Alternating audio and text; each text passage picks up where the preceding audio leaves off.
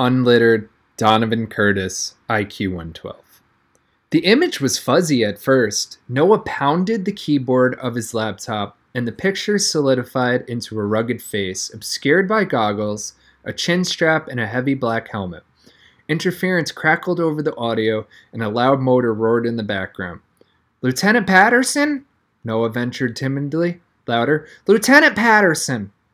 My brother-in-law looked around in confusion. "Who's saying that?" Another member of the tank crew came into view, pointing out at us. "Look, Brad, it's that kid from YouTube, the one your baby puked on." Noah seemed pleased to be recognized. "Nice tank. How's Afghanistan?" "Brad, it's Donovan," I piped up. "We've got something to show you." Brad squinted through the goggles. "Is Katie there? Is it happening?" Katie leaned in front of the laptop. "Hi, Brad. It won't be long now."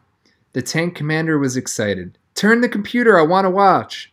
Noah swiveled the laptop, giving Brad a view of the sterile white walls of the clinic, and also of Chloe, Abigail, Latrell, JC, and Kevin.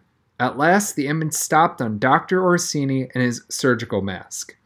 The other soldier opened his eyes wide. "What's going on, Brad? Didn't this happen last week?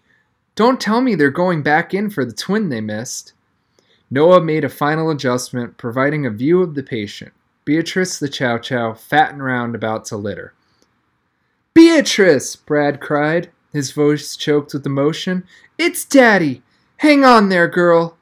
As his tank jounced along the Afghan terrain, Lieutenant Patterson watched, tears squeezing out from under the goggles, as his beloved pet deposited 6 tiny puppies onto the operating table. Compared to the 4 hours Katie had spent in labor, Beatrice had it easy. The whole thing was over in 90 seconds. "They make dogs really fast," commented Noah. "They're beautiful, Brad," said Katie in a husky voice. "You miss Tina being bored, but I'm so glad you got to see these little guys." Noah spoke into the laptop's condenser mic. "Your signal is getting weaker. Are you near a mountain or something?" "That's classified, kid," Brad replied. "I don't know who you are, but I owe you. Anybody who can Skype a tank in action has really got it going on." "And I loved you in Robots Behaving Badly," the other soldier added admiringly. Then, with a burst of static, Afghanistan went dark. "Transmission lost," Noah reported. "Should I hack into another satellite?" "No," Katie decided. "Leave them alone. They're working. That's how our human growth and development class turned into canine growth and development. At least for one afternoon.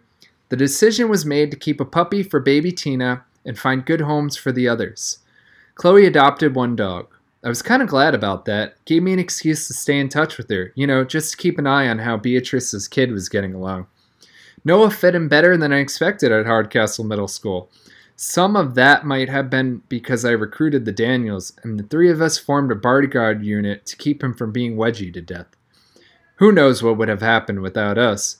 We liked him, and Sanderson was convinced he was a master of Dorkido, a special martial art practiced only by geniuses.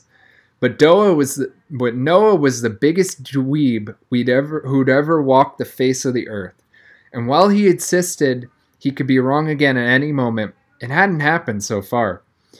By special request from Oz, both Noah and I traveled by minibus to the academy 3 times a week for robotics. The plan was approved by Dr. Schultz himself, who was in a good mood because the insurance company had finally paid up and the gym was being repaired. What was left of Atlas joined its celestial sphere in the administration building's sub-basement. I hoped I didn't have to polish that piece too. I still had 5.5 hours of community service to go.